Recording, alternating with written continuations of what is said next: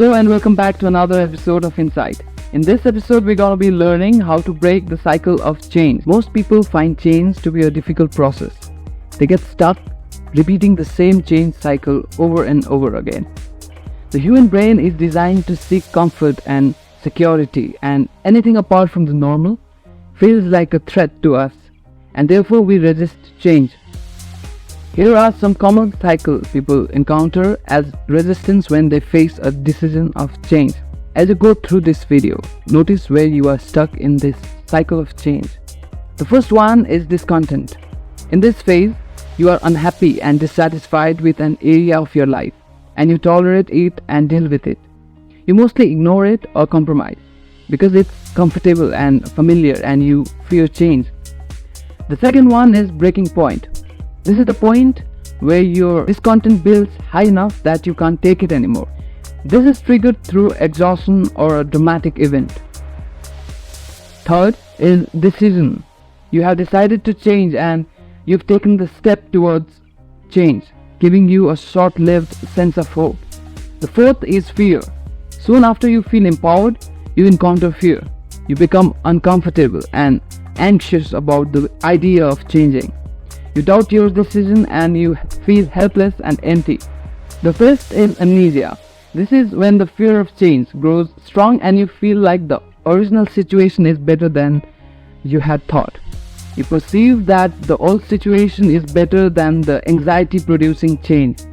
You are used to it. It's comfortable and familiar. More importantly, it has become a part of your identity. So you resist letting it go. You temporarily forget it. The last one is backtracking. This is when you go back to stick with the thing that you decided to change. You essentially talk yourself out of changing. So inevitably you're gonna find yourself unhappy and discontent again. Your level of pain is gonna continue to increase until you reach another breaking point. And then the next one is going to be more extreme and more painful. And this cycle will continue until one of two things happen. The first thing that can happen is an extreme level of pain. You might end up having a breaking point that is so severe that it actually pushes you through this change cycle. Unfortunately, for many people, it takes an extreme circumstance to push them to evolve, such as a major financial loss of a job, the ending of a relationship, a severe accident, or complete nervous breakdown. Your higher self knows what it wants and it is trying to lead you to it. This is why it keeps coming up. So if you resist the change long enough, something is going to happen in your life that will put you in a position where you have no choice but to change. You do not need to wait until there is a flood to move your house away from the shoreline. The second option here that can stop the change cycle is self-honesty. In some cases, you will have that humbling experience of realizing that there is a part of you that doesn't actually want to change. You're comfortable with your habits. You have a lot of fear that holds you back. You have a lot of self-limiting beliefs. You receive some benefit from staying stuck where you are. You're unhappy because a part of you wants to become unhappy. In fact, you are addicted to the situation. You believe your pain is who you are. It's your story. You can see your resistance to letting it go, and only after reaching this point where you can see all this self-honestly, you can truly choose to change. Can you see how this change cycle has impacted your life? And are you ready to stop it? Have you realized that the more you move towards the changes that you are afraid of, the stronger your fears and resistance will become? So are you ready to swallow the pill of self-honesty even if it is hard? Because you're tired of being dissatisfied. So are you ready to take control of your life and create the life you've been dreaming of having? And are you at that point where you will settle for nothing less than what you truly want? Because in order to break this change cycle, you've got to understand the underlying reasons why you may be allowing yourself to keep avoiding change. And those reasons might be any of these. First, you don't want to change. You don't really want what you think you want. This is common with people who want to quit smoking. They think they want to quit, but they don't want to quit smoking. They just think that they should. And so unless they really want to quit, they won't be able to do it. If you don't want to change, that's okay. Just admit that you just don't want to change.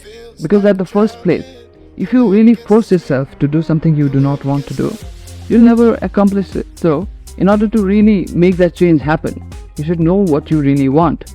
You should take your time to ask yourself whether it is something that you really want, or it is something that you are doing just to impress someone, or out of the notion that that is something you think you should be doing. The second reason might be that you don't know what you want. Most of us haven't really taken this opportunity to dive deep inside ourselves and ask ourselves the questions which really help us to know ourselves better and help us determine what are the things that we really want in life. So ask yourself, what is it that you want to achieve in life, and what is it that you want to have accomplished by the end of your life. The third reason may be that your goals might not be big enough. Yes, you got it right. If your goals aren't big enough, if your goals don't really make you uncomfortable, if your goals aren't something that keep pushing you every single day to be better and improve yourself, maybe your goal isn't big enough. Maybe you need to reconsider about what is it that you really want in life, about what your goal really is. Just ask yourself this: if time, money, or any person wouldn't have been able to make any difference in your decisions, what is it that you really want? The next reason might be that you are really letting your fear become bigger than your goals. Tell me something. Are you really willing to settle down for what you have? Or are you willing to put that extra effort and walk that extra mile to accomplish what truly is yours? Ask yourself this: are you truly willing to settle down for anything less than what you truly deserve? The next reason might be because you are too attached to your problems. This has become your story. This has become a part of you.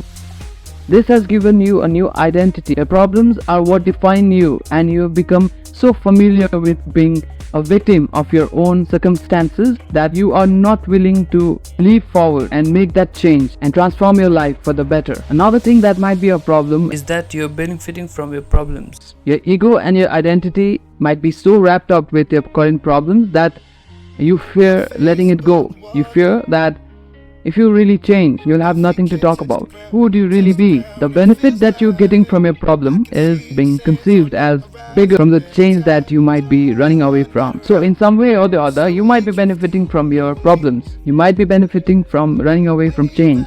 If it gives you an excuse and something to talk about, it gives you an escape from the deeper problems that you are not willing to talk about. So what are you holding on to, and how is this benefiting you from not changing? Again, it's about self-honesty, and failure no longer has to be an option. You can choose now to make that change happen. You can choose now to transform your life. Just get rid of the fear that has been holding you back. Take some time for your self-reflection and be brutally honest to yourself. Is your desire for success, for fulfillment, for happiness finally strong enough that you're willing to encounter the obstacle and endure the fear? If so, congratulations, because you're ready to break the cycle of the fear of change. By the way, if you haven't already grabbed a copy of my book, The Rich Man's Journal, you can go ahead and order it on Amazon, or you can just message us and we can send you a copy of it. And for those who cannot really afford this, you can just let us know. We'll send you a free copy of it. Until next time, take care. I'll see you soon.